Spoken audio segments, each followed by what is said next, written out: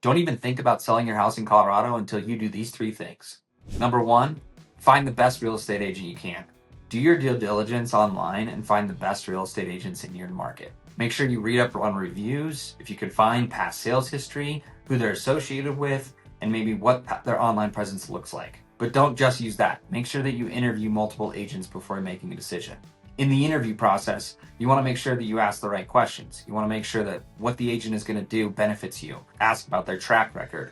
Ask for testimonials. Ask if they have previous clients that would be willing to talk about them. Finding the right real estate agent is going to make sure that your home sale goes better, and it's also going to help you with the next 2 things I'm going to talk about. Number 2, make sure you have a clear and concise goal of what your next step is. Whether that's upgrading, downsizing, moving out of state, or even going back to renting, make sure you know what your next step is so that the agent can help you get there. And number 3, take care of those deferred maintenance items that probably only you know about.